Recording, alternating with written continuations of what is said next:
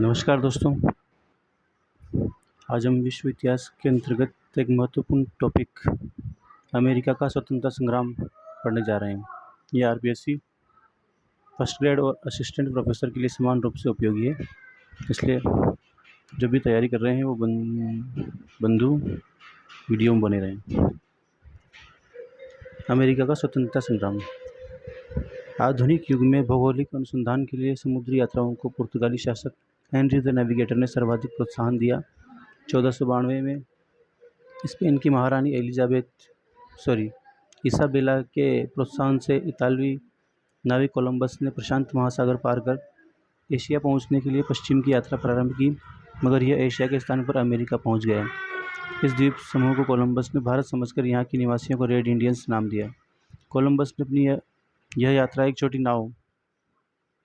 नाव Spanish भाषा में इस शब्द का अर्थ होता है भारी जहाज तथा दो हल्के जहाजों पिंटा और नीना के साथ प्रारंभ किया। पुर्तगाल की सहायता प्राप्त कर एक अन्य इतालवी नाविक अमेरिकस वेस्पुजी भी 1499 में अमेरिका गया। उसने अपने यात्रा संस्मरणों में बताया कि वह एशिया महाद्वीप के स्थान पर नई दुनिया जा पहुंचा। अमेरिकस के संस्मरण के आधार पर एक जर्मन भूगोलवेत्ता ने 1507 में इस नए महाद्वीप का नाम अमेरिका नई दुनिया रखा। बाद में सिद्ध हो जाने पर भी कि इस महाद्वीप पर कोलंबस पहले ही पहुंच गया था, इस महाद्वीप का नाम अमेरिका ही बना रहा। नई दुनिया में उपनिवेश स्थापित करने वाला पहला देश स्पेन था। स्पेन वासियों ने 1565 में फ्लोरिडा पर अधिकार कर वहां सेंट अगस्टिन नामक बस्ती स्थापित की। यह बस्ती संयुक्त राज्य अमेरिका में यूरोपीय लोगों द्वारा स्थापित की गई पहली बस्ती थी। यूरोपीय लोगों के अमेरिका बसने के कारण। नई दुनिया अमेरिका में अंग्रेज लोग अनेक उद्देश्यों से आए थे, किंतु आरंभ में इसका एक प्रमुख कारण धार्मिक था। 1600 ईस्वी में महारानी एलिजाबेथ ने एंग्लिकन चर्च की स्थापना की। कैथोलिकों के साथ साथ प्यूरिटन लोगों ने भी एंग्लिकन चर्च की सत्ता को मानने से इनकार कर दिया। सम्राट जेम्स प्रथम और चार्ल्स प्रथम की धार्मिक असहिष्णुता की नीति से तंग आकर बहुत से प्रोटेस्टेंटों प्यूरिटनों को इंग्लैंड छोड़कर अमेरिका में शरण लेने के लिए बाध्य होना पड़ा। क्रोमवेल के शासन में कैथोलिकों को देश छोड़कर अमेरिका जाना पड़ा। जेम्स द्वितीय के शासनकाल में पुनः प्रोटेस्टेंटों को अमेरिका पलायन करना पड़ा। धार्मिक मतभेद होते हुए भी अमेरिका बसने वाले अंग्रेजों में एक मौलिक एकता यह थी कि वे सभी अपनी मातृभूमि में प्रचलित धार्मिक पद्धति से असंतुष्ट थे।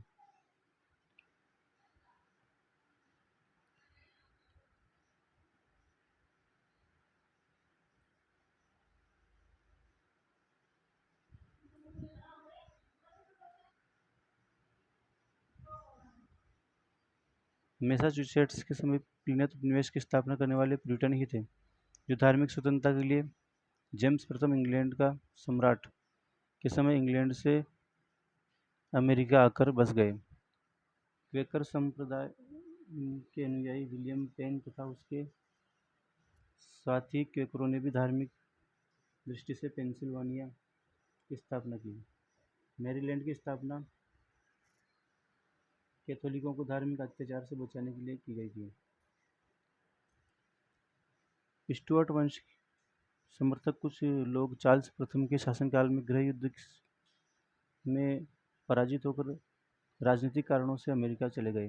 ब्रिटिश संसद और चर्च के साथ चार्ल्स प्रथम के संघर्ष में प्यूरिटनों ने सांसदों का साथ दिया और चार्ल्स प्रथम मारा गया। वर्जीनिया के लोगों ने स्टुअर्ट के पक्ष में रहते हुए चार्ल्स प्रथम के वध की भर्त्सना की। अमेरिका जाकर बसने वाले लोगों को इंग्लैंड के बंदरगाहों से जुड़े व्यापारियों ने वित्तीय सहायता प्रदान की, क्योंकि वे अपने व्यापार का दायरा विस्तृत करना चाहते थे। ब्रिटिश सम्राट ने भी इनकी सहायता चार्टर इत्यादि जारी करके की, जिसके आधार पर अमेरिका जाकर उद्यमी लाभ कमा सकें। डॉक्टर बनारसी लाल सक्सेना ने इंग्लैंड व यूरोप के लोगों के अमेरिका में बसने के 4 प्रमुख कारण माने हैं। ईमानदारी से कार्य करने के अवसरों की तलाश, धार्मिक और सांप्रदायिक अत्याचारों से मुक्त होकर स्वतंत्र रूप से धार्मिक उपासना करने, यूरोप में निरंतर होने वाले युद्धों से मुक्ति प्राप्ति और इस भयंकर परिपाटी से बचने की आशा जिसके अंतर्गत निर्धन लोगों को पकड़कर युद्ध में भाग लेने के लिए अमीर सत्ताधारी को भेज दिया जाता था। अमेरिका में ब्रिटिश बस्तियां।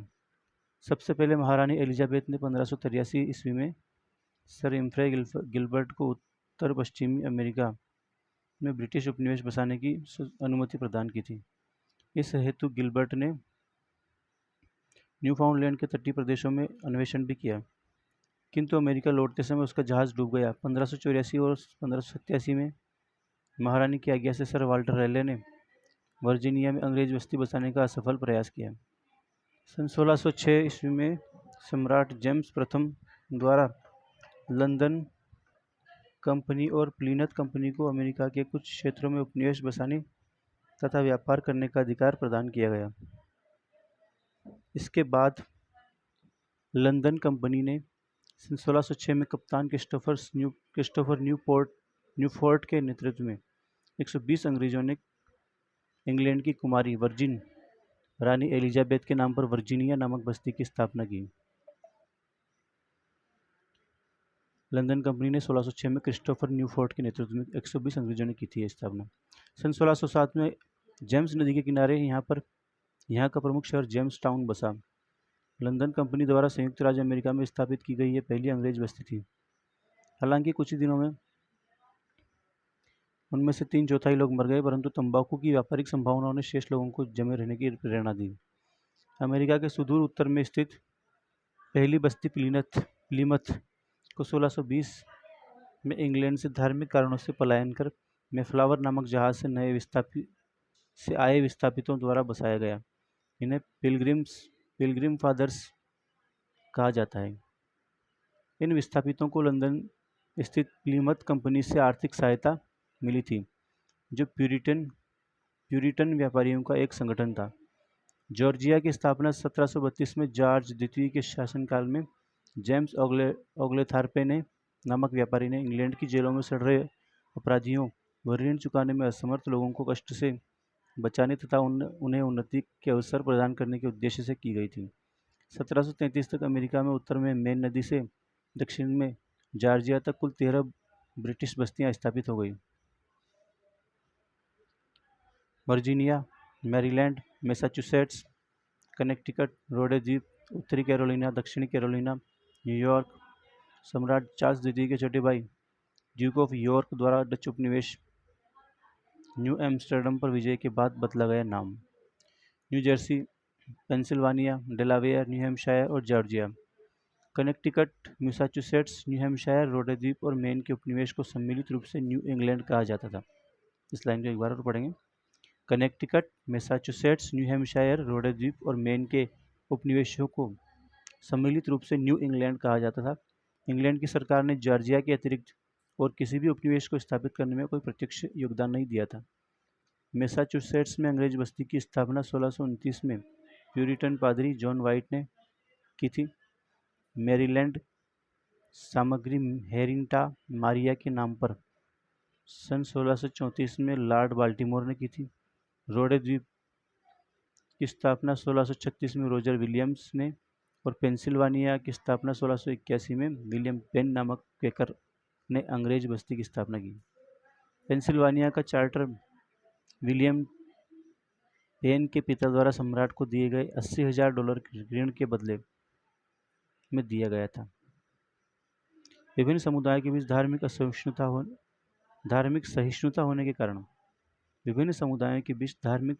होने के कारण यहाँ का प्रमुख नगर फिलाडेल्फिया अर्थात भ्रातृतुल्य प्रेम वाला नगर कहलाया। स्वीडन वासियों ने डेलावेयर नदी के मुहाने पर इसी नाम की बस्ती बसाई।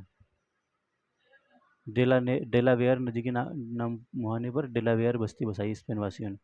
हडसन नदी के मुहाने पर हॉलैंड वासियों ने न्यूयॉर्क की स्थापना हॉलैंड वासियों ने की थी। बेल्जियम वासियों ने न्यू जर्सी नामक बस्तियां बसाई। फ्रांसीसियों को अमेरिका में उपनिवेश स्थापित करने में पहली सफलता सन 1608 ईस्वी में मिली, जब सैमुअल दे चैम्पलेन ने कनाडा में सेंट लॉरेंस नदी के तट पर क्यूबेक नामक एक फ्रांसीसी बस्ती की स्थापना की।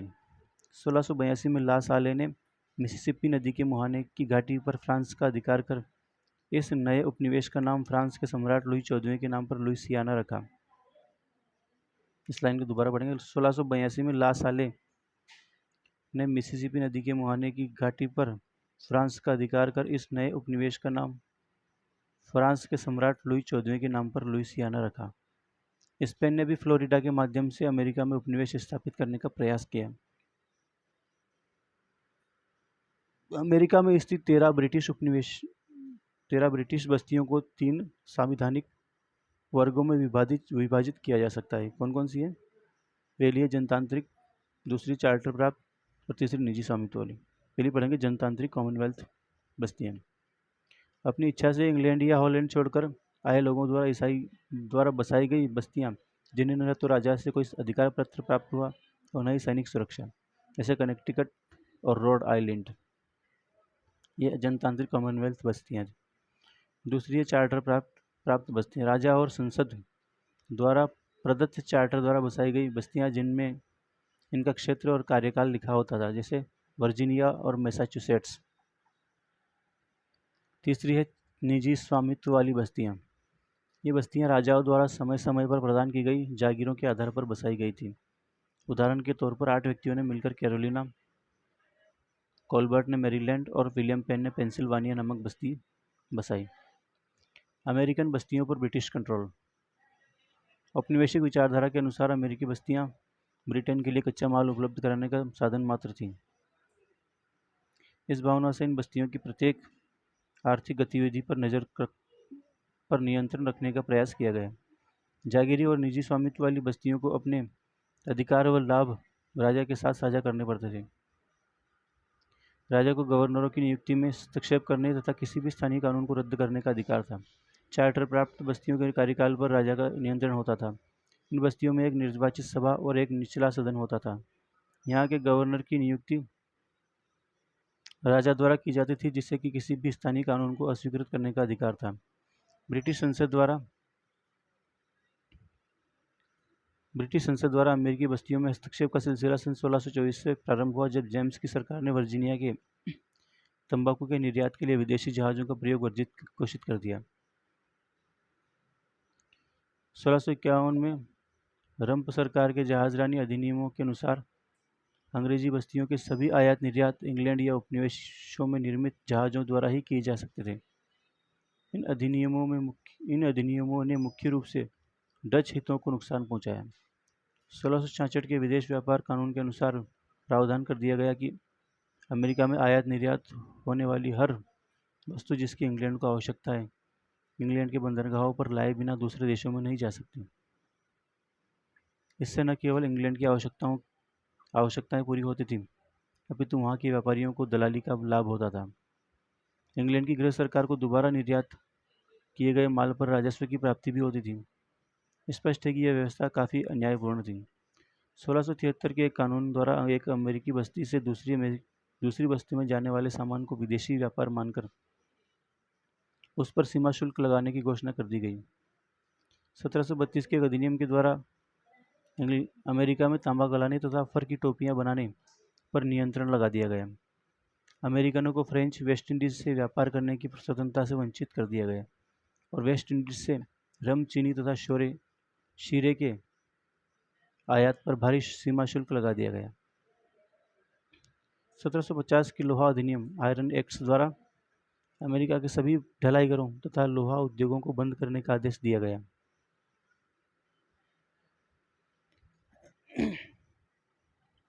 इन भारी भरकम दिखने वाले अधिनियमों का पालन कड़ाई से नहीं किया गया। यह नियंत्रण उतना सख्त नहीं था जितना नजर आता था। तस्करी एक विकसित प्रणाली के रूप में स्थापित हो चुकी थी तथा जहाजरानी कानूनों का खुला उल्लंघन होता था। इन कानूनों को कड़ाई से लागू करने तथा तस्करी रोकने की कोशिशों के परिणाम स्वरूप ही अमेरिकी क्रांति हुई। अल्बानी सम्मेलन। अमेरिकी बस्तियों को संगठित करने की पहली गूंज 1754 में उस समय सुनाई दी, जब उनकी कठिनाइयों का अनुमान लगाने के उद्देश्य से इंग्लैंड के बोर्ड ऑफ ट्रेड द्वारा अल्बानी नगर में एक सम्मेलन का आयोजन किया गया। इस सम्मेलन का मुख्य मुद्दा क्षेत्रीय सुरक्षा था, क्योंकि फ्रांसीसी किलेबंदी को देखते हुए युद्ध के आसार पैदा हो रहे थे। इस सम्मेलन में पेंसिल्वेनिया के प्रतिनिधि और प्रसिद्ध अमेरिकी दार्शनिक बेंजामिन फ्रैंकलिन ने ब्रिटिश सरकार के प्रति आस्थावान रहते हुए प्रस्ताव रखा कि बस्तियों को अधिक स्वायत्तता प्रदान करनी चाहिए तथा सभी बस्तियों पर एक गवर्नर जनरल नियुक्त कर उन्हें संघीय स्वरूप दे दिया जाए। बेंजामिन फ्रैंकलिन ने इस सम्मेलन में शामिल होने से पहले अपने समाचार पत्र गजट में कई टुकड़ों में कटे हुए एक सांप का कार्टून प्रकाशित किया था। इसके प्रत्येक टुकड़े पर एक अमेरिकी बस्ती का नाम और नीचे लिखा हुआ था, जुड़ जाओ या मर जाओ। यद्यपि अल्बानी सम्मेलन में बेंजामिन फ्रैंकलिन के प्रस्ताव को स्वीकार कर लिया गया यद्यपि अल्बानी सम्मेलन में बेंजामिन फ्रैंकलिन के प्रस्ताव को स्वीकार कर लिया गया, किंतु लंदन सरकार ने उसे अमान्य कर दिया क्योंकि वहाँ अभी भी अमेरिकनों को अंग्रेजों के बराबर नहीं समझा जाता था। सप्तवर्षीय युद्ध 1756 से 63। उपनिवेशों के लिए प्रारंभ हुए संघर्ष की अंतिम कड़ी विश्वव्यापी सप्तवर्षीय युद्ध था, जो मध्य यूरोपीय देशों के अतिरिक्त इंग्लैंड और फ्रांस के बीच यूरोप, अमेरिका और भारत में लड़ा गया था। 3 महाद्वीपों में लड़ा गया था यह युद्ध, फ्रांस और इंग्लैंड के बीच में, यूरोप, अमेरिका और भारत में। भारत का मतलब एशिया। यह युद्ध मूल रूप से प्रशा और ऑस्ट्रिया के बीच लड़ा गया था। प्रशा का साथ इंग्लैंड ने और ऑस्ट्रिया का साथ रूस ने व फ्रांस ने दिया। युद्ध में अमेरिकन उपनिवेशों ने ब्रिटेन की कोई मदद नहीं की, अपितु कई बार तो उन्हें उनकी रसद आदि लूटकर फ्रांस की सेना को बेच दिया।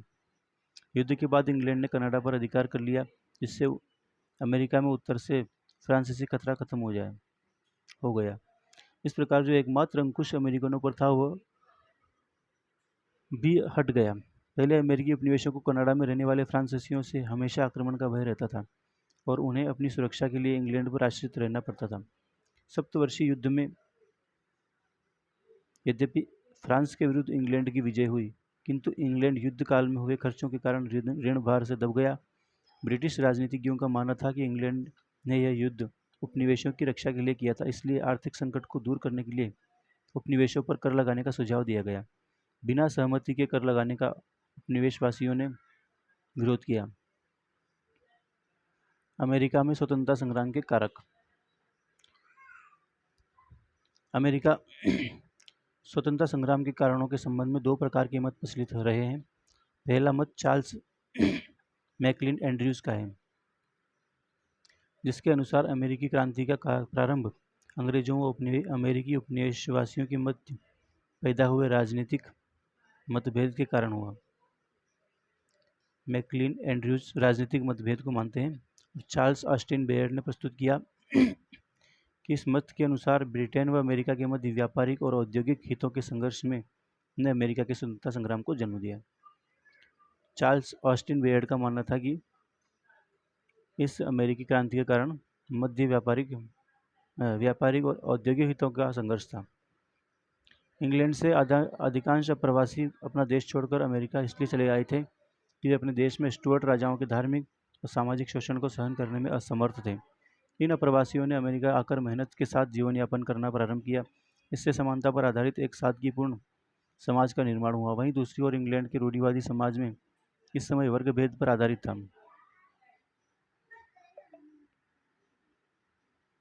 इंग्लैंड और अमेरिका के धर्म में भी बड़ा अंतर था। इंग्लैंड के लोग एंग्लिकन चर्च के अनुयायी थे, जबकि उपनिवेशवासी धर्म के मामले में या तो उदार थे या फिर प्यूरिटन धर्मावलंबी थे। बौद्धिक चेतना अमेरिकी स्वतंत्रता संग्राम का एक प्रमुख कारण था। उपनिवेशवासी मूल रूप से रूसो के सामाजिक समझौते और जॉन लॉक रचित ट्रीटाइज ऑफ गवर्नमेंट से काफ़ी प्रभावित थे। ब्रिटिश मूल का होने के कारण बस्तीवासियों को संसदीय मान्यताएं ब्रिटेन से विरासत में मिली थी। वर्जीनिया के पहले ही चार्टर में लिखा गया था कि वहाँ के निवासियों को वे सभी स्वतंत्रताएं और सुविधाएं प्राप्त होंगी जो इंग्लैंड में रहने के वाले लोगों को प्राप्त हैं। इन बस्तियों में रहने वाले लोगों का मानना था कि तत्कालीन संसद उनकी ऐतिहासिक उपलब्धियों व अधिकारों का हनन कर रही है। उनका विरोध इंग्लैंड के प्रति न होकर भ्रष्ट संसद और राजा द्वारा संयुक्त रूप से किए जा रहे शोषण के विरुद्ध था। इस कारण एक आलोचक ने अमेरिकी क्रांति को ब्रिटिश संवैधानिक मान्यताओं की 2 परस्पर विरोधी परिभाषाओं का परिणाम माना है, जो कि अटलांटिक के एक छोर पर लॉक और होब्स की रचनाओं का अर्थ अलग लिया जाता था और दूसरे छोर पर उससे अलग। इसलिए प्रोफेसर पोलार्ड ने 1776 की अमेरिकी क्रांति को 1688 की ब्रिटिश क्रांति का दूसरा खंड कहा है। प्रोफेसर पोलार्ड ने शिक्षा के क्षेत्र में सभी उपनिवेशों में सबसे अग्रणी पेंसिल्वेनिया था। जहाँ क्वेकर समुदाय के द्वारा चर्च की देखरेख में शिक्षण संस्थाएं स्थापित की गई। 1636 में मैसाचुसेट्स के कैम्ब्रिज नगर में हॉवर्ड कॉलेज की स्थापना की गई। 1701 में येल, 1746 में प्रिंसटन और 1764 में ब्राउन कॉलेज की स्थापना की गई। इसलिए इलजीर विलाक नामक विद्वान द्वारा आदिवासियों के बीच प्रचार प्रसार के परिणाम स्वरूप 1761 में डॉटमर्थ कॉलेज की स्थापना हुई। डॉक्टर जेम्स ब्लेयर ने सन 1693 में वर्जीनिया में विलियम एंड मैरी कॉलेज की स्थापना की। डॉक्टर ब्लेयर एक डच स्कॉच एंग्लिकन पादरी था जो संस्था के लिए दान मांगने और स्वीकृति पत्र प्राप्त करने के लिए इंग्लैंड गया था। 1754 में एपिस्कोपियन संप्रदाय के लोगों ने किंग्स कॉलेज, आधुनिक कोलंबिया की नींव डाली। इन शिक्षण संस्थाओं ने उपनिवेशवासियों में चेतना जागृत करने में महत्वपूर्ण भूमिका निभाई। बेंजामिन फ्रैंकलिन ने एक विचार केंद्र की स्थापना की जो अमेरिकन फिलोसॉफिकल सोसाइटी के नाम से विख्यात हुआ। क्रांति से पहले उसके समाचार पत्र गजट ने अमेरिका में राजनीतिक जागरूकता पैदा करने में मुख्य भूमिका अदा की। बेंजामिन फ्रैंकलिन की दो रचनाएं भी काफ़ी प्रसिद्ध रही हैं। कागजी मुद्रा के तत्व और आवश्यकता पर एक सामान्य खोज, और दूसरी है पेंसिल्वानिया के विधान एवं शासन की ऐतिहासिक समीक्षा। सैम एडम्स द्वारा 1722 में उपनिवेशों के अधिकारों को रखने के उद्देश्य से पत्र व्यवहार समिति सैम एडम्स ने 1722 में उपनिवेशों के अधिकारों को रखने के उद्देश्य से पत्र व्यवहार समिति की स्थापना की। 1704 में जॉन कैम्पबेल द्वारा संपादित बोस्टन न्यूज़ लेटर अमेरिका का पहला समाचार पत्र था।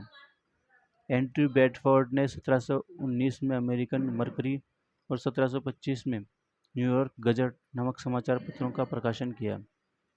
इन समाचार पत्रों ने जनता के विचारों को काफ़ी सीमा तक प्रभावित किया।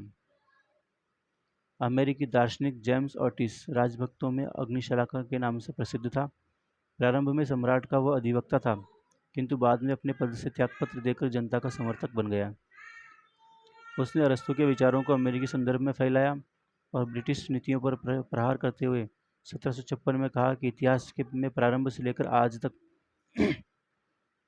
सभी राजा दमनकारी होते आए हैं, किंतु इससे दमन करना एक अधिकार तो नहीं बन जाता। 1761 में उसने सरकार को एक महत्वपूर्ण अदालती मुकदमे में पराजित किया जो ब्रिटिश सेना के तलाशी लेने व तस्करी के सामान को जब्त करने के अधिकार से संबंधित था। ब्रिटिश संसद ने फ्रेंच इंडियन युद्ध के समय व्यापार को नियंत्रित करने के लिए उपनिवेशों के चुंगी अधिकारियों को यह अधिकार प्रदान किया गया था कि वे किसी की भी तलाशी ले सकते हैं, जहाज़ों पर जाकर आने जाने वाले सामान की जांच कर सकते हैं तथा गोदामों का निरीक्षण भी कर सकते हैं।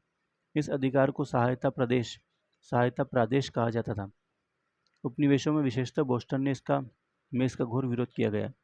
स्टाम्प एक्ट से पहले 1764 में जेम्स ओटिस ने यह अभियान चलाया कि इंग्लैंड की संसद को ऐसे कानून बनाने का कोई अधिकार नहीं है जो प्राकृतिक अधिकारों के विरुद्ध हो। इसी दौरान रोड आइलैंड के गवर्नर स्टीफन हॉपकिंस की रचना the rights of the colonies examined 1765 ईस्वी में प्रकाशित और सैमुअल एडम्स की रचना राइट्स ऑफ कॉलोनीज 1769 में जैसी पुस्तकों ने भी अमेरिका में राजनीतिक जागरूकता पैदा की। ब्रिटिश संसद में एडमंड बर्क ने अमेरिकी लोगों के साथ किए जा रहे सौतेले व्यवहार के प्रति रोष प्रकट किया। थॉमस पेन ने 10 जनवरी 1776 को प्रकाशित अपनी पुस्तक कॉमन सेंस में कहा कि स्वतंत्र उपनिवेश अच्छा प्रशासन देंगे। अंग्रेजों को उन पर शासन करने का कोई अधिकार नहीं है।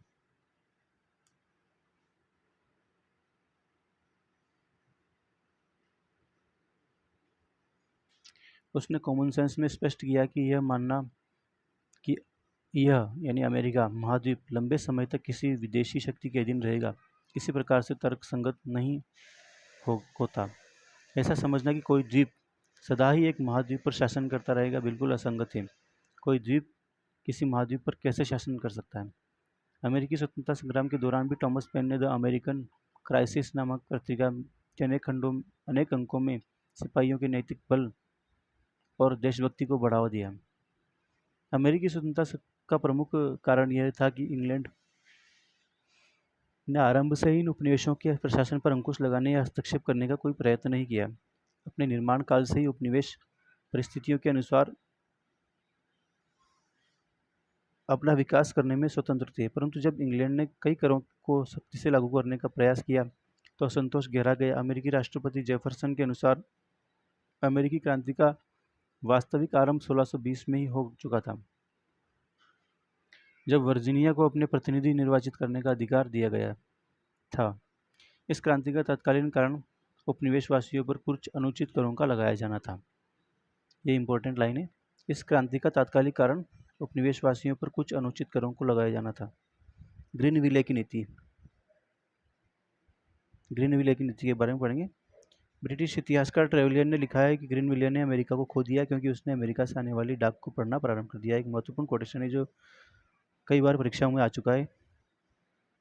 इससे पूर्व अमेरिका से आने वाली रिपोर्टों को कभी महत्व नहीं दिया गया था और अमेरिकी बस्तियों से संबंधित secretary of state for southern department विभाग लगभग अनजान बना रहा। 1763 में प्रधानमंत्री बनने के बाद ग्रीनविले ने महसूस किया कि अमेरिका पर खर्च बहुत अधिक हो रहा है और कम एकत्र हो रहे हैं। अतः उसने अमेरिका के संबंध में एक नई योजना बनाई जिसके अनुसार तस्करी रोकने के लिए जहाजरानी कानूनों का सख्ती से लागू किया जाए, उपनिवेशों पर प्रत्यक्ष कर लगाए जाए और इस राजस्व से अमेरिका में एक स्थायी सेना का गठन किया जाए जो फ्रांसीसी खतरे से बस्तियों की रक्षा करे और रेड इंडियन कबीलों के अधिकारों की रक्षा कर सके। ग्रीनविले ने उपनिवेशियों को प्रभावित करने वाले 4 अधिनियम प्रस्तावित किए। इनमें से है शुगर एक्ट 1764 सबसे प्रमुख था। इसके अनुसार शीरे, रम और चीनी पर सीमा शुल्क बढ़ा दिया गया। यह शीरा एक्ट 1733 का ही विस्तार था, जिसके अनुसार फ्रेंच और स्पेनिश वेस्ट इंडीज से आयात किए जाने वाले शीरे के 1 गैलन पर 6 पेंस चुंगी वसूल की जाती थी। अब उपनिवेशवासी न तो सस्ती दरों पर डच और फ्रांसीसियों से शक्कर खरीद सकते थे और न ही रम बनाने के लिए शीरा ला सकते थे। जेम्स पोटिस के अनुसार इस कानून के विरुद्ध इतनी तीव्र प्रतिक्रिया हुई कि 6 माह में लोगों ने इतना सोच विचार किया जितना उन्होंने अपने संपूर्ण जीवन में नहीं किया था। यह कथन जेम्स पोटिस का है। स्टाम्प एक्ट 1765 स्टाम्प अधिनियम के अनुसार सरकारी अदालती स्टाम्प पेपर का प्रयोग आरंभ कर दिया गया। ये सभी न्यायिक और गैर न्यायिक करारनामों, समाचार पत्रों, विज्ञापनों आदि के लिए अनिवार्य कर दिया गया। ग्रीनविले को उम्मीद थी कि प्रति व्यक्ति बोझ बहुत कम होने के कारण इस कर का कोई विरोध नहीं होगा। इस समय इंग्लैंड में मौजूद बेंजामिन फ्रैंकलिन ने भी ग्रीनविले को ऐसा ही विश्वास दिलाया था कि अमेरिका में स्टाम्प एक्ट का काफ़ी विरोध ऐसा ही विश्वास दिलाया था कि इसका विरोध नहीं होगा, किंतु अमेरिका में स्टाम्प एक्ट का काफ़ी विरोध हुआ और 9 बस्तियों के प्रतिनिधियों ने न्यूयॉर्क में एक सम्मेलन कर अमेरिका में कर लगाने के इंग्लैंड के मौलिक अधिकार का विरोध किया। इस विरोध का कारण आर्थिक बोझ न होकर सैद्धांतिक था। अमेरिकी यह मानते थे कि इंग्लैंड की सरकार को बाहरी कर लगाने का अधिकार तो है, परंतु आंतरिक कर केवल स्थानीय मंडल ही लगा सकते हैं। इस कारण अमेरिका में नया नारा उठा, बिना प्रतिनिधित्व के कर नहीं, नो टैक्सेशन विदाउट रिप्रेजेंटेशन।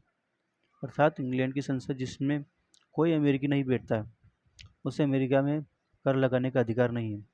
उपनिवेशवासियों का कहना था कि उनका वैधानिक संबंध सम्राट से है। यदि सम्राट को किसी उपनिवेश से धन की आवश्यकता है तो वे दे सकते हैं, किंतु ब्रिटिश संसद को यह अधिकार नहीं है। ग्रीनविले ने ब्रिटिश संसद में अमेरिका को प्रतिनिधित्व देने के मामले पर विचार किया था, किंतु अनेक अव्यावहारिकताओं के कारण यह विचार त्याग दिया गया। उपनिवेशवासियों के सभी वर्गों में आपसी तालमेल नहीं के बराबर था, परंतु स्टाम्प एक्ट ने बिजली की तेजी से इन्हें एक कर दिया। इस एक्ट का विरोध करने के लिए अमेरिका में स्वाधीनता के पुत्र और स्वाधीनता की पुत्रियां नामक संगठन बने। स्वाधीनता के पुत्र नामक संगठन के नेतृत्व में लोगों ने स्टाम्प बेचने वाले एजेंटों के घरों पर हमले किए। कई स्थानों पर अंग्रेजी सामान का बहिष्कार किया गया। समाचार पत्रों को जहां स्टाम्प लगाना चाहिए था, वहां मानव सिरों और हड्डियों के चित्र लगाए गए। बोस्टन के चीफ जस्टिस टॉमस हचिनसन के घर को उग्र भीड़ ने काफी नुकसान पहुंचाया। वर्जीनिया के हेनरी वर्गीस ने घोषणा की कि कर लगाने का अधिकार वर्जीनिया के प्रतिनिधि के सिवाय किसी को नहीं है। पैट्रिक हेनरी ने स्टाम्प अधिनियम का विरोध किया और ये कहकर युवकों में जान फूंक दी कि या तो मुझे स्वतंत्रता दो या मृत्यु दो। ये किसने कहा है? पैट्रिक हेनरी ने स्टाम्प एक्ट का विरोध करते हुए कहा। ग्रीनविले द्वारा उपनिवेशों को प्रभावित करने वाले 4 अधिनियमों में शुगर एक्ट और स्टाम्प एक्ट के अतिरिक्त करेंसी एक्ट 1764 और क्वार्टरिंग एक्ट थे। करेंसी एक्ट के अनुसार अमेरिकी उपनिवेशों में एक दूसरे देशों के साथ प्रचलित हुंडी और कागजी मुद्रा पर प्रतिबंध लगा दिया गया, जिससे केवल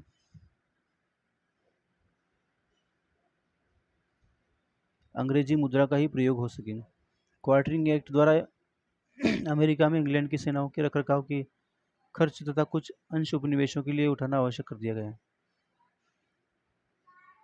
इसके द्वारा स्थानीय नागरिकों को न केवल अंग्रेजी सैनिक अफसरों और सिपाहियों के लिए सराय, खाली मकान व खान-पान की व्यवस्था के लिए पाबंद किया गया, अपितु उनका सामान ढोने के लिए वाहन सुविधा उपलब्ध कराना भी अनिवार्य कर दिया गया। रॉकिंघम की घोषणा पढ़ेंगे। ब्रिटिश वस्तुओं का आयात रोककर अमेरिकनों ने स्टाम्प विरोध के रूप में एक प्रभावी हथियार का आविष्कार कर लिया था। प्रभावी हथियार यह था कि ब्रिटिश वस्तुओं का आयात रोक दो। ब्रिटिश सरकार ने जनाक्रोश तथा व्यापार को हो रहे भारी नुकसान को देखते हुए अपने निर्णय पर पुनर्विचार करने का फैसला किया। 1765 में ग्रेनविले सरकार का पतन हो गया और उसके बाद रॉकिंघम की सरकार बनी। रॉकिंघम की सरकार ने 1766 में स्टाम्प एक्ट समाप्त कर दिया, किंतु साथ ही यह घोषणा की कि इंग्लैंड की संसद को अमेरिका पर कर लगाने का पूरा अधिकार है। ये काफ़ी हास्यास्पद स्थिति थी, क्योंकि एक ओर तो जहाँ विरोध के कारण सरकार को पुराना कर हटाना पड़ा, वहीं वह कर लगाने के अधिकारों से भी पीछे नहीं हटना चाहती थी। टाउनशेंड की कर योजना। रॉकिंघम सरकार के पतन के बाद विलियम पिट ने नई सरकार बनाई। इसमें चार्ल्स टाउनशेंड अर्थ मंत्री था। उसने यह सोचा कि अमेरिकी आंतरिक सरकारों का विरोध करते हैं और बाहरी कर उन्हें स्वीकार है। अतः उसने 1767 में ऐसी 5 वस्तुओं, चाय, शीशा, कागज, सिक्का, धातु और रंग पर सीमा शुल्क लगाया, जिनका आयात अमेरिका इंग्लैंड से करता था। अमेरिकनों ने भी इन्हें देने से इनकार कर दिया, क्योंकि अब उन्होंने यह सिद्धांत बना लिया था कि अंग्रेजी संसद को उन पर किसी भी तरह का कोई कर लगाने का अधिकार नहीं है। क्वार्टरिंग अधिनियम का उल्लंघन करने के कारण 1767 ईस्वी में टाउनशेंड ने न्यूयॉर्क विधानसभा को भंग कर दिया। आगामी वर्षों में मैसाचुसेट्स के जनरल कोर्ट प्रतिनिधि सभा को भी संयुक्त विरोध का पत्र निकालने के आरोप में भंग कर दिया गया। टाउनशेंड द्वारा लगाए गए करों का उपनिवेशों में विरोध किया गया। पेंसिल्वेनिया के जॉन डिकेंसन ने इसके विरोध में एक लेख श्रृंखला पेंसिल्वेनिया के एक किसान के पत्र शीर्षक से प्रकाशित की। किसने प्रकाशित की? पेंसिल्वेनिया के जॉन डिकेंसन ने। कालांतर में भयभीत ब्रिटिश व्यापारियों की मांग व उपनिवेशवासियों के घोर विरोध के कारण लॉर्ड नॉर्थ की सरकार ने सन 1770 में टाउनशेंड करों को समाप्त कर दिया गया।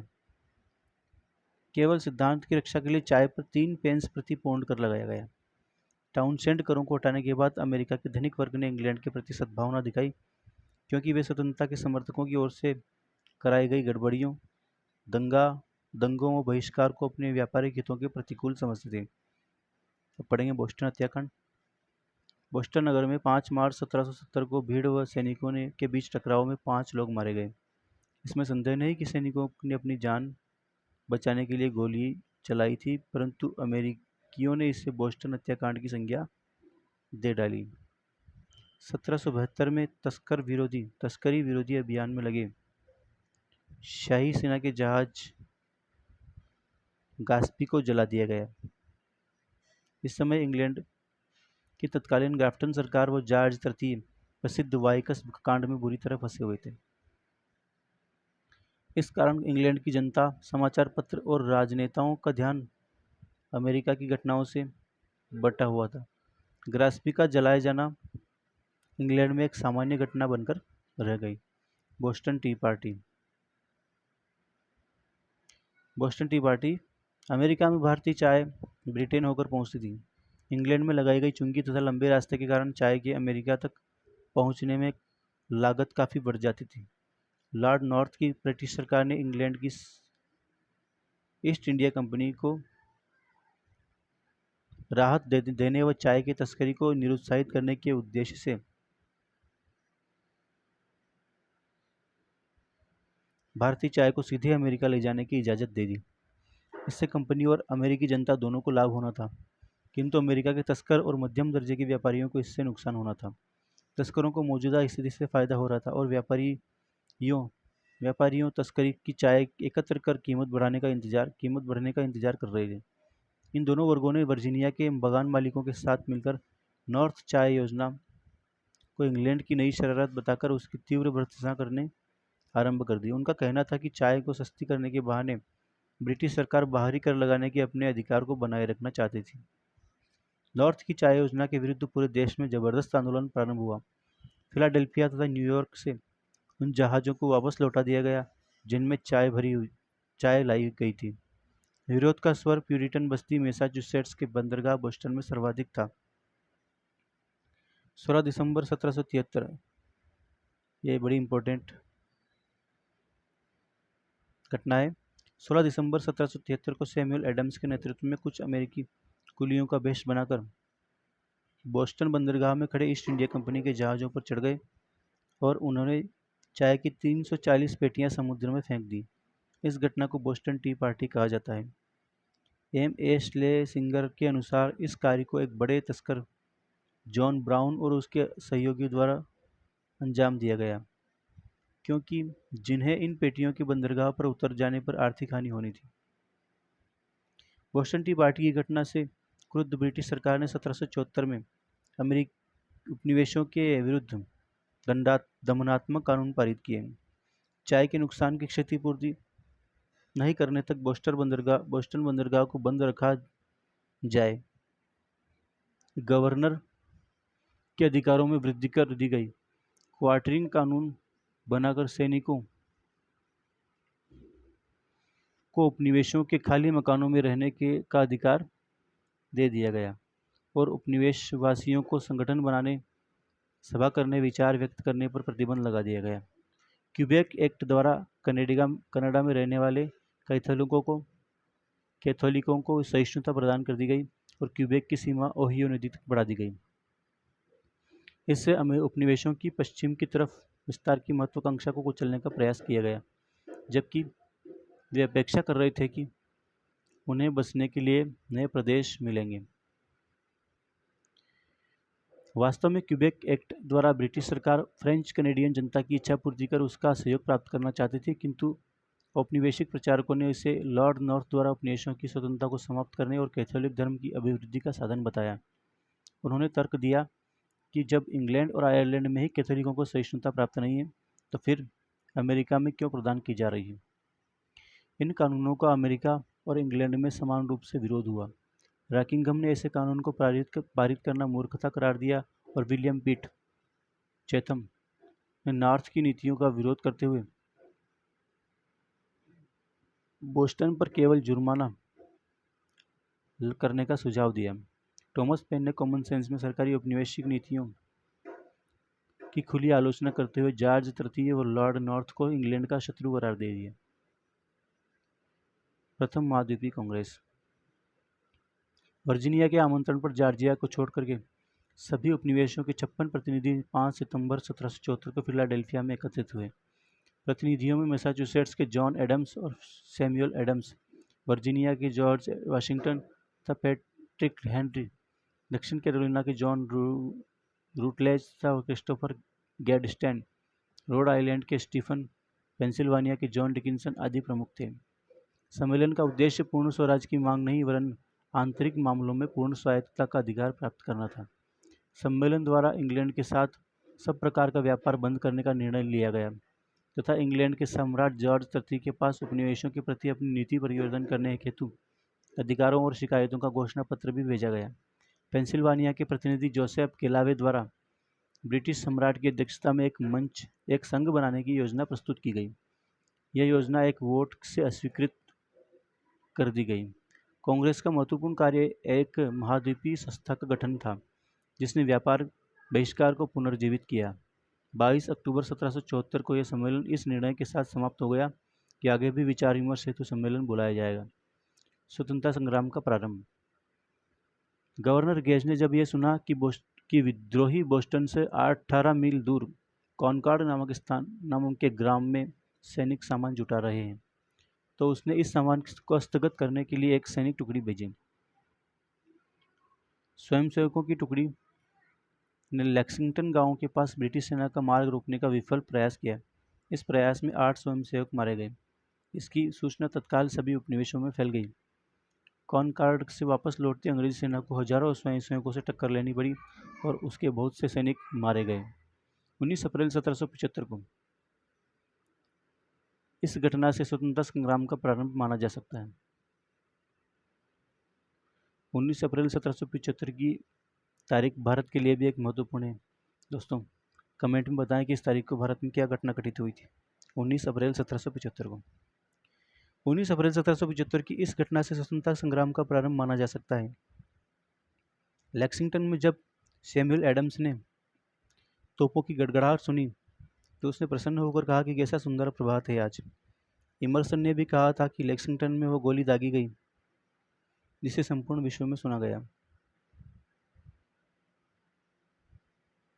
द्वितीय महाद्वीपीय सम्मेलन। 10 मई 1775 को फिलाडेल्फिया में द्वितीय महासम्मेलन हुआ। बोस्टन के एक धनी व्यापारी जॉन हैनकॉक ने कांग्रेस की अध्यक्षता की। सम्मेलन में थॉमस जेफरसन व बेंजामिन फ्रैंकलिन जैसे महान नेता पहली बार उपस्थित हुए। बेंजामिन फ्रैंकलिन 18 वर्ष तक पेंसिल्वानिया विधानसभा के प्रतिनिधि के रूप में इंग्लैंड में काम कर चुका था। जॉन एडम्स के प्रस्ताव पर इसी कांग्रेस में जॉर्ज वाशिंगटन का चयन अमेरिकी सेनाध्यक्ष के रूप में किया गया। कांग्रेस ने मैसाचुसेट्स के राज्य को युद्ध अभियान में पूर्ण सहयोग देने का आश्वासन देते हुए उससे केंद्रीय सरकार का उत्तरदायित्व ग्रहण करने की अपील की।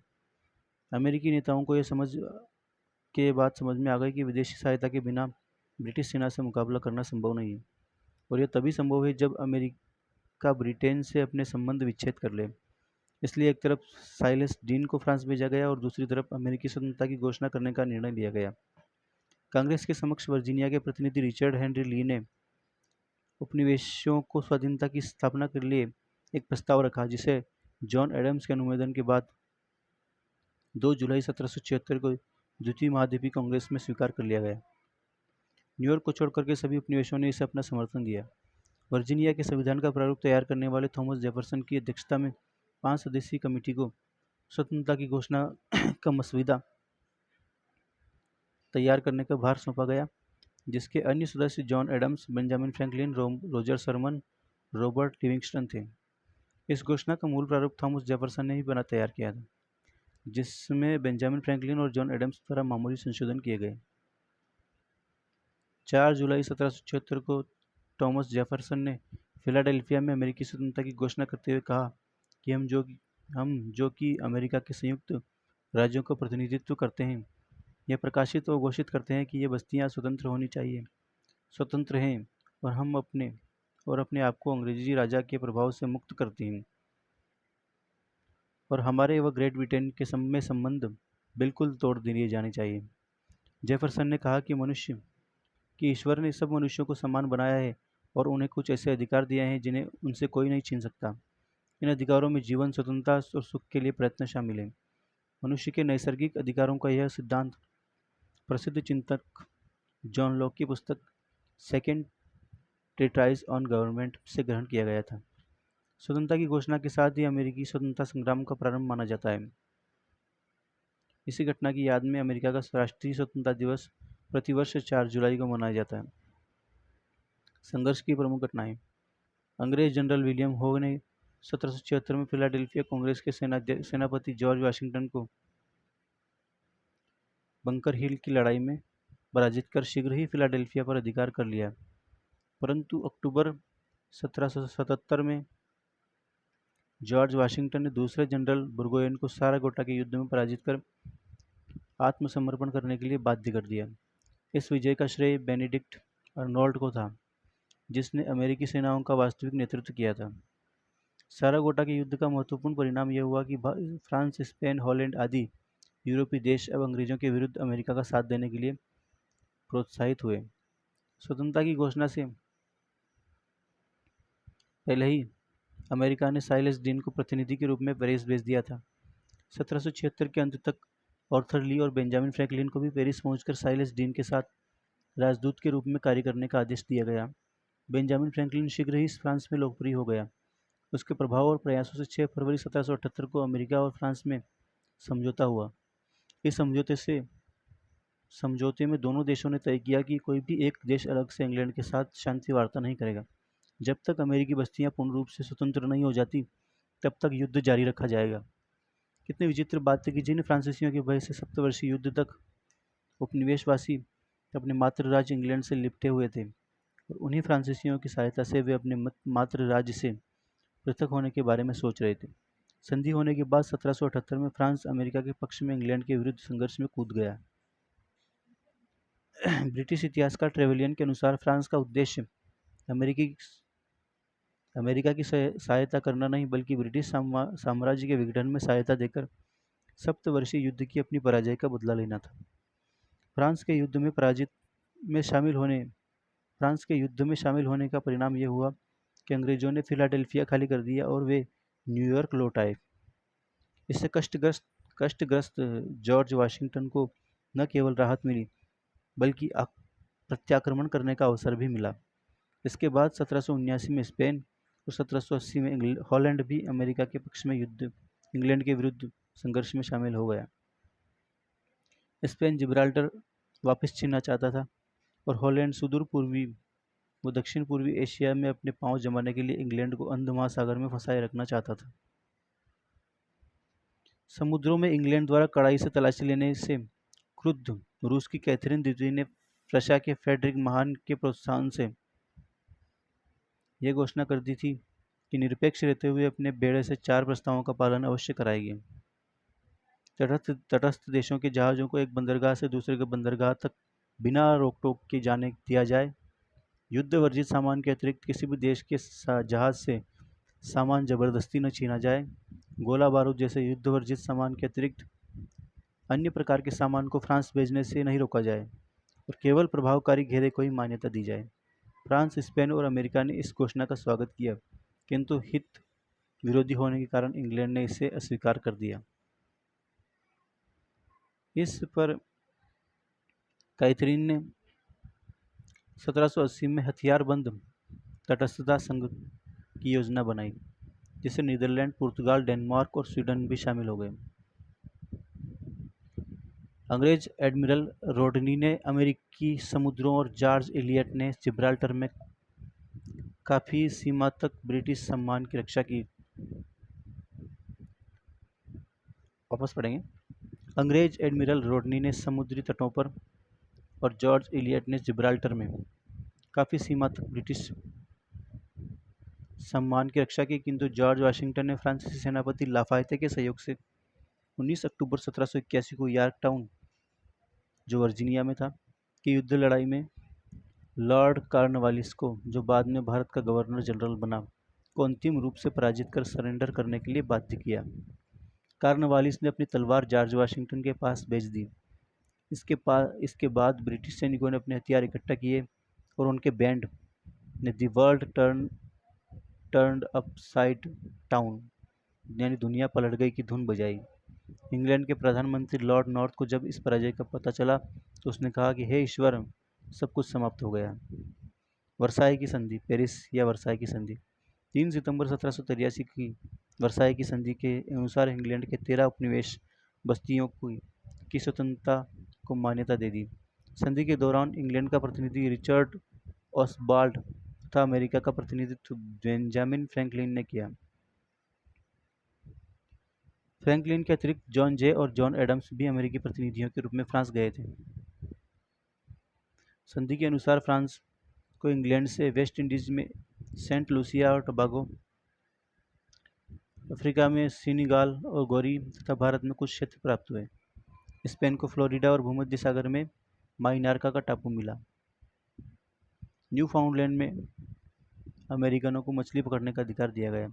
इनके बदले अमेरिका ने यहाँ रहने वाले हजारों ब्रिटिश राजभक्त अर्थात टोरी को उनकी संपत्ति और खेत लौटाने का आश्वासन दिया। अमेरिका ने इस बात की भी सहमति प्रदान की कि अंग्रेज व्यापारियों द्वारा अमेरिकी ऋणदाताओं से ऋण प्राप्ति के मार्ग में कोई कानूनी बाधा उपस्थित नहीं की जाएगी। अंग्रेजों की असफलता के कारण सप्तवर्षीय युद्ध के बाद इंग्लैंड को अजेय माना जाता था। अंग्रेजी पक्ष संगठनात्मक और संस्थात्मक दृष्टि से अमेरिका के मुकाबले काफ़ी मजबूत था। ब्रिटिश सेना के पास जहां आधुनिक हथियारों और सुविधाओं की कोई कमी नहीं थी, वहीं अमेरिकी सेना के पास पहनने के लिए उस समय वस्त्र तक नहीं थे। कहा जाता है कि अधिकांश अमेरिकी सैनिक नंगे पैर थे, उनके पास जूते नहीं थे और उनके जाने का रास्ता पैरों के खून से भर जाता था। सैनिक योग्यता और अनुभव के मामले में भी अंग्रेज सेनापति की किसी भी दृष्टि से कम नहीं थे। इसके बावजूद इंग्लैंड को पराजय का मुंह देखना पड़ा। इसके प्रमुख कारण निम्नलिखित थे। पहला है, शक्तिशाली होते हुए भी इंग्लैंड की पराजय का सबसे बड़ा कारण यह था कि युद्ध रणनीतिकार अमेरिका की शक्ति का सही अंदाजा नहीं लगा पाए और सामरिक नीति का निर्माण करते समय अमेरिका की भौगोलिक कठिनाइयों को ध्यान में नहीं रखा। युद्ध के प्रारंभ में अंग्रेजी जनरल द्वारा इंग्लैंड भेजी गई रिपोर्ट में कहा गया कि 4 रेजिमेंटों के सहारे विद्रोहियों पर आसानी से विजय प्राप्त कर ली जाएगी। अधिकांश अमेरिकी व अंग्रेजों द्वारा इस युद्ध को गृह युद्ध समझा गया।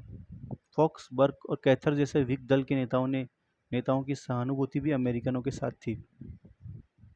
अंग्रेजी सेनाओं के अनेक सैनिक अमेरिकी पक्ष को सही मानते थे, अतः युद्ध में उन्होंने उस भावना से भाग नहीं लिया जो युद्ध में प्रतिद्वंदी दुश्मनों के प्रति रखी जाती है। फ्रांस, स्पेन और हॉलैंड द्वारा अमेरिका के पक्ष में शामिल होने से अमेरिका की सैनिक शक्ति काफ़ी मजबूत हो गई और इंग्लैंड के लिए युद्ध का दायरा भी काफ़ी विस्तृत हो गया।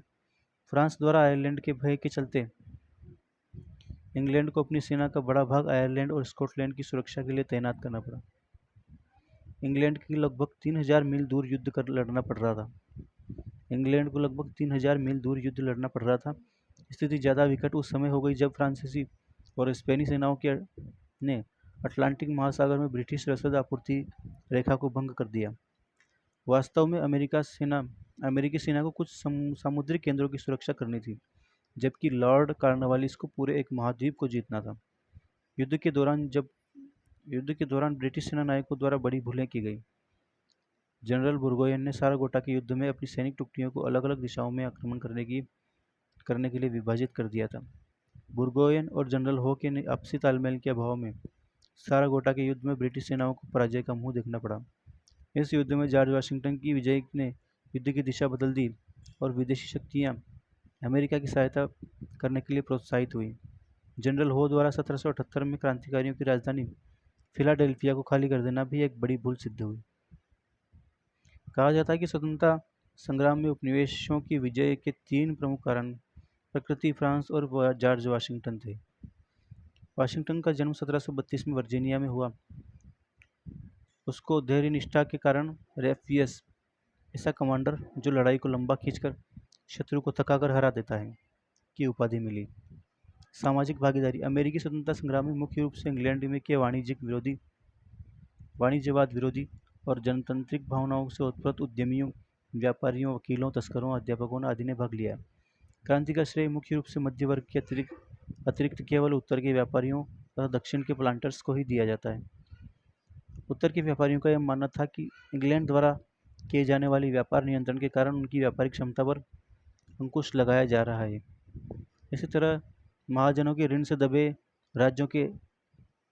दक्षिणी राज्यों के प्लांटर अथवा बड़े किसानों को लगता था कि इंग्लैंड से संबंध विच्छेद होने से वे अपने ऋण के भुगतान से बच जाएंगे।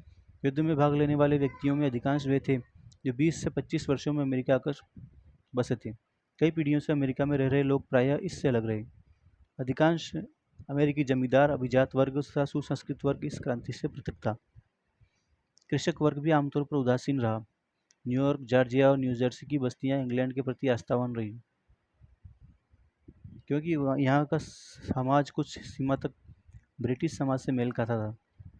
इसके विपरीत न्यू हैम्पशायर, कनेक्टिकट, मैसाचुसेट्स और रोड आइलैंड आदि स्थानों पर क्रांति काफ़ी उग्र रही, जहाँ का समाज ब्रिटिश समाज से एकदम विपरीत था। अमेरिकी क्रांति में स्त्रियों ने गुप्तचरों के रूप में भाग लिया तथा शस्त्रों के निर्माण में सहयोग दिया। औरतों के संघर्ष में भागीदारी के बारे में अंग्रेज सेनापति कॉर्नवालिस ने कहा था कि यदि हम लोग उत्तरी अमेरिका के सभी पुरुषों को भी खत्म कर दें तो औरतों को जीतने के लिए हमें काफ़ी लड़ना पड़ेगा। अमेरिकी स्वतंत्रता संग्राम जॉर्ज तृतीय का निजी युद्ध कहा जाता है। नया संविधान। 4 पृष्ठों का नवनिर्मित संविधान 55 व्यक्तियों द्वारा साइन करने के बाद 4 मार्च 1789 से लागू हो जाता है। सिर्फ 4 पृष्ठों का संविधान। संविधान के अनुसार गठित की गई नई सरकार का प्रथम राष्ट्रपति जॉर्ज वाशिंगटन और उपराष्ट्रपति जॉन एडम्स को बनाया गया। नए संविधान के अनुसार पूर्ण जनतंत्र कायम नहीं हुआ। स्त्रियों, निग्रो और बहुत से श्वेतों को मताधिकार से अब भी वंचित रखा गया, किंतु फिर भी विश्व में अमेरिका में पहली बार मध्यम वर्ग को मताधिकार द्वारा राजनीतिक अधिकार प्राप्त हुए। अमेरिकी क्रांति का महत्व। इस क्रांति को आधुनिक युग में गणतंत्र की जननी, नवयुग का प्रभात, नवयुग का संदेश आदि नामों से भी पुकारा जाता है। इस क्रांति ने विश्व में प्रथम बार एक राज्य क्षेत्र में रहने वाली मिश्रित जातियों को राष्ट्रीय सूत्र में बांधा। इसने साम्राज्यवाद और उपनिवेशवाद को प्रथम पराजय दी तथा धर्मनिरपेक्ष राज्य के रूप में अमेरिका आधुनिक युग में विश्व का प्रथम देश बना। आनुवंशिक राजपथ की समाप्ति, लिखित संविधान का शुभारंभ तथा सत्ता विभाजन की प्रणाली ऐसे राजनीतिक प्रयोग थे जिसकी शुरुआत इस क्रांति ने की थी। क्रांति के बाद जन्मे नए नए अमेरिका ने गणतंत्रवाद, जनतंत्रवाद, संघवाद और संविधानवाद, इन 4 राजनीतिक आदर्शों को दुनिया के समक्ष रखा। गणतंत्र को इस क्रांति का सबसे बड़ा प्रत्यय मानना चाहिए। अंग्रेज वैज्ञानिक जोसेफ प्रिस्ले ने कहा है कि अमेरिकी क्रांति ने इंग्लैंड की महान क्रांति को धूमिल कर दिया। उन्होंने एक पूर्णतया नई सरकार स्थापित की जिसका मूल सिद्धांत था बराबर स्वतंत्रता और मानव के बराबर अधिकार। इस व्यवस्था में न तो कुलीनों को कोई स्थान था, न पादरी या राजा को। जे एम जेमसन ने अमेरिकी क्रांति को सामाजिक आंदोलन बताया। अमेरिकी क्रांति का प्रभाव। अमेरिकी स्वतंत्रता संग्राम ने अनेक देशों को प्रभावित किया। जॉन एडम्स का कहना था कि अमेरिकी क्रांति अपने समय का मानवता का इतिहास बनेगी। काफ़ी सीमा तक सही था। क्रांति की सफलता ने संपूर्ण विश्व में उपनिवेशवाद विरोधियों को नया जीवन प्रदान किया। इंग्लैंड में विग दल के कुछ नेताओं जैसे William Pitt, Edmund Burke, Charles Fox आदि ने क्रांति के खुला समर्थन दिया। हॉर्न टूक ने संसद सदस्यों से अमेरिकी क्रांति को समर्थन देने का आह्वान करते हुए कहा कि अमेरिकी क्रांति के सफल होने पर अंग्रेजों की स्वतंत्रता भी समाप्त हो जाएगी। बहुत से फ्रांसीसी सैनिक लफायते के नेतृत्व में अमेरिकी स्वतंत्रता संग्राम हेतु इंग्लैंड के विरुद्ध भाग लेने गए थे। विजय के बाद इन फ्रांसीसी सैनिकों ने फ्रांस लौटकर जनता में निरंकुश शासन व्यवस्था के विरुद्ध स्वतंत्रता की चेतना पैदा की। अमेरिकी स्वतंत्रता संग्राम में भाग लेने से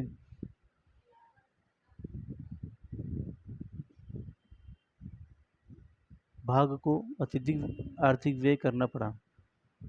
अमेरिकी स्वतंत्रता संग्राम में भाग लेने से फ्रांस को अत्यधिक आर्थिक व्यय करना पड़ा। बाद में इसी आर्थिक संकट के कारण फ्रांस के आर्थिक स्टेट्स जनरल का अधिवेशन बुलाना पड़ा, जो फ्रांसीसी क्रांति का तात्कालिक कारण बना। इस प्रकार फ्रैंकलिन बेंजामिन के शब्दों में, अमेरिकी क्रांति ने फ्रांस में क्रांति की नींव डाली। अमेरिकी दार्शनिक फ्रैंकलिन बेंजामिन का फ्रांसीसी समाज में विशेष प्रभाव था। उसने अपनी लेखनी से फ्रांसीसी दार्शनिकों को प्रभावित किया और फ्रांसीसी क्रांति में अपना एक योगदान दिया। जॉन एडम्स के अनुसार अमेरिकी क्रांति फ्रांसीसी क्रांति की भांति एक महान घटना थी। अमेरिकी क्रांति ने ही फ्रांसीसी क्रांति का रास्ता खोला और उसकी भूमिका दिदरों, वॉल्टेयर और रूसो से किसी भी प्रकार से कम नहीं थी। यही कारण था कि फ्रांसीसी क्रांति पर जॉन मार्शल ने कहा कि विश्व के किसी भी भाग में फ्रांसीसी क्रांति का इतना प्रसन्नतापूर्वक स्वागत नहीं किया गया जितना कि अमेरिका में किया गया। फ्रांसीसी क्रांति से उत्पन्न अव्यवस्था को ब्रिटिश समर्थक हैमिल्टन ने विश्व के लोकतंत्र के लिए खतरनाक माना। वहीं फ्रांस समर्थक जेफरसन ने जैकोबिन दल के आतंककारी शासन व व्यापक हिंसा की निंदा करते हुए इसे क्रांति का एक अस्थायी चरण माना। जर्मन विचारक गेटे और लेसिंग ने अमेरिकी क्रांति का खुला समर्थन किया। जैसे स्मॉल ने लिखा कि जल्दी ही अमेरिका विश्व राजनीति और समाज को अगुवा बन जाएगा। तत्कालीन जर्मन पत्र पत्रिकाओं को अमेरिका को कल्पना लोक यूटोपिया की संज्ञा दी गई। इतालवी विचारक फिलिप मेजाई ने अमेरिकी स्वतंत्रता संग्राम को मानवता का पक्ष कहा और जॉर्ज बार्लो ने विश्वास प्रकट किया कि अमेरिका ढांचे पर एक न एक दिन इटली भी गणतांत्रिक रूप अवश्य लेगा। जोएल बार्लो ने आयरलैंड ने अमेरिकी क्रांति के परिणामों का स्वागत किया है। होरेस वालपोल ने इंग्लैंड की संसद में कहा कि आयरलैंड अमेरिका के लिए पागल हो रहा था। स्वतंत्रता संग्राम के दौरान अमेरिका को आयरलैंड से काफ़ी सहायता मिली। गोला बारूद व अन्य सामान आयरलैंड के रास्ते अमेरिका पहुंचाया गया तथा ब्रिटिश सेना में शामिल आयरलैंड के सैनिकों ने अपनी ही सेना को हरवाने में योगदान दिया। युद्ध के बाद आयरलैंड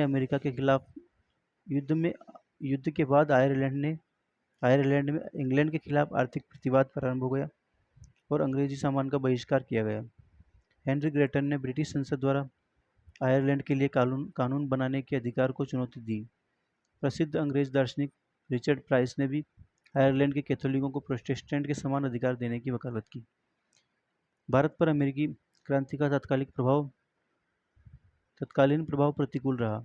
अमेरिकी स्वतंत्रता संग्राम के काल में जब फ्रांस ने युद्ध में प्रवेश किया तो भारत में अंग्रेजों और फ्रांसीसियों में युद्ध की स्थिति उत्पन्न हो गई। इन परिस्थितियों का लाभ उठाकर अंग्रेजों ने फ्रांसीसियों की शक्ति को भारत में क्षति पहुंचाई तथा अपने साम्राज्य विस्तार के मार्ग को सुलभ बना लिया। किंतु यह भी सच है कि भारत सहित गुलामी की जंजीरों में जकड़े अनेक राष्ट्रों के राष्ट्रवादियों को इस क्रांति ने सशक्त प्रेरणा प्रदान की। तो इस प्रकार ये अमेरिका की क्रांति पूरी होती है। जय हिंद दोस्तों।